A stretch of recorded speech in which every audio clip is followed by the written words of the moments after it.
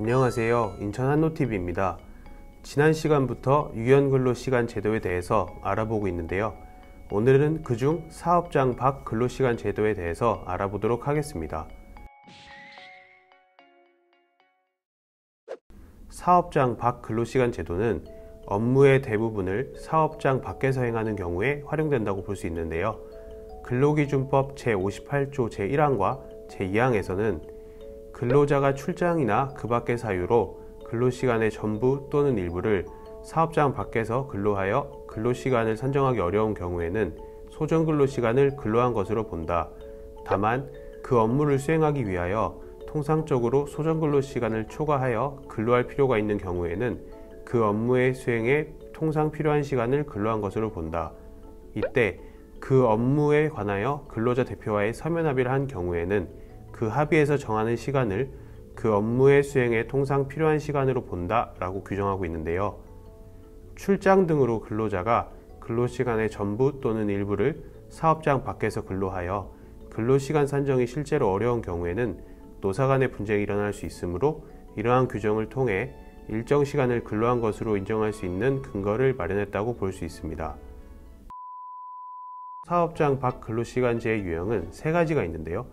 첫 번째로 소정근로시간으로 근로한 것으로 보는 소정근로시간 간주제, 두 번째로 회사 밖에서 일하는 시간이 소정근로시간을 초과하는 것이 명백한 경우에 그 업무 수행에 통상 필요한 시간을 근로한 것으로 간주하는 업무 수행의 통상 필요시간 간주제, 세 번째로 사업장 밖 근로시간 산정에 있어서 노사가 합의하는 경우에 그 합의한 시간을 해당 업무 수행에 통상 필요한 시간으로 보는 노사합의제가 있습니다.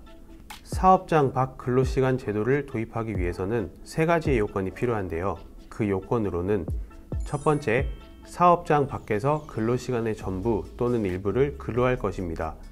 AS기사, 영업사원 등과 같이 통상적으로 이루어지는 사업장 밖에서의 근로와 출장처럼 임시적으로 이루어지는 사업장 밖의 근로 등이 대상이 될 수 있습니다.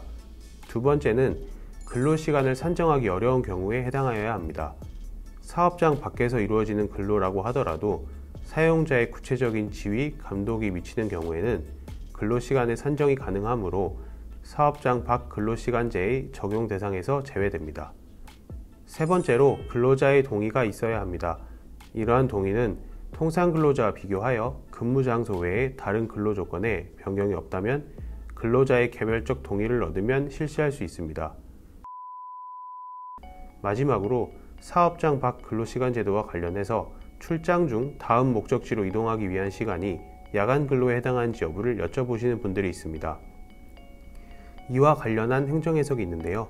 근로자가 출장, 기타 사업장 밖에서 근로하는 경우에 근로시간을 산정하기 곤란한 때에는 1일 8시간 근로한 것으로 볼 수 있는 것인 바 출장 중인 근로자가 물품 감시나 기타 특별한 지시가 없이 단순히 다음 목적지로 이동하기 위한 휴일 또는 야간 여행은 야간 근로 또는 휴일 근로로 보지 아니하여도 무방할 것입니다 라고 이야기하고 있습니다. 즉 출장 중의 이동이 야간 근로에 해당되기 위해서는 사용자의 지시가 있는 경우에 더 인정받기 쉽다고 할 수 있겠습니다.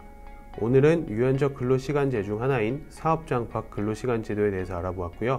다음에 좀 더 좋은 주제로 찾아뵙도록 하겠습니다. 감사합니다.